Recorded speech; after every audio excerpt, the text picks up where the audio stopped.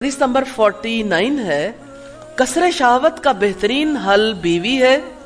عن ابی کبشۃ الانماری قال کان رسول اللہ صلی اللہ علیہ وسلم جالسا فی اصحابہ فدخل ثم خرج وقد اغتسل قلنا یا رسول اللہ قد کان شیء قال اجل مرت بی فلانۃ فوقع فی قلبی شہوۃ النساء فأتيت بعض أزواجي فأصبتها فكذلك فافعلوا فإنه من أمائل أعمالكم إتيان الحلال۔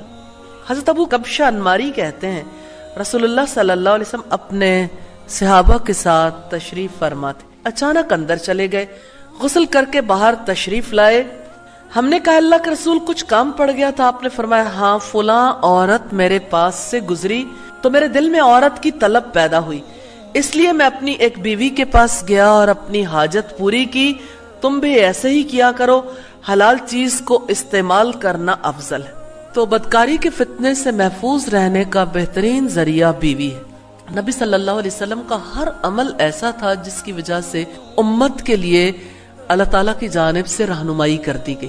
تو جس رب نے انسان کو بنایا ہے اس نے ایسے جذبے انسان کے اندر رکھے ہیں جن کو کنٹرول کرنا بعض اوقات انسان کے بس میں نہیں ہوتا، اس لیے آپ صلی اللہ علیہ وسلم نے یہ خصوصی طور پر اپنا معاملہ سامنے رکھتے ہوئے کہا کہ جب کبھی کسی کے دل میں کسی اور عورت کا خیال بھی گزر جائے یا کسی اور عورت پر اس کا یعنی اس کی وجہ سے اس کے دل میں کوئی ایسا خیال گزرتا ہے یا خیالات آتے ہیں تو اس کو چاہیے کہ وہ اپنی بیوی کے پاس چلا جائے تاکہ وہ ان خیالات سے باہر آ جائے۔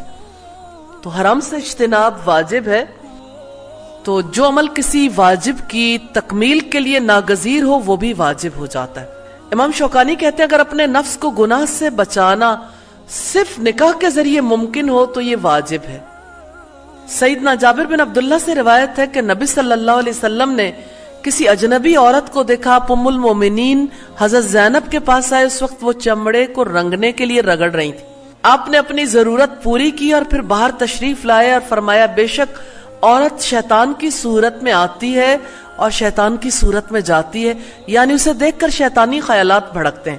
پھر جب تم میں سے کوئی کسی اجنبی عورت کو دیکھے اس پر خیالات آئیں تو اسے اپنی بیوی کے پاس جانا چاہیے، اس عمل سے اس کے دل کے فاسد خیالات ختم ہو جائیں گے۔ تو اسلام نے جنسی جذبے کی تسکین کے لیے سادہ فطری طریقہ کار اختیار کیا ہے۔ نہ اسلام میں رہبانیت ہے، نہ اس نفس کو کچلنے کے لیے کوئی ایسے طریقے بتائے گئے ہیں جو انسان پر بوجھ بن جائیں۔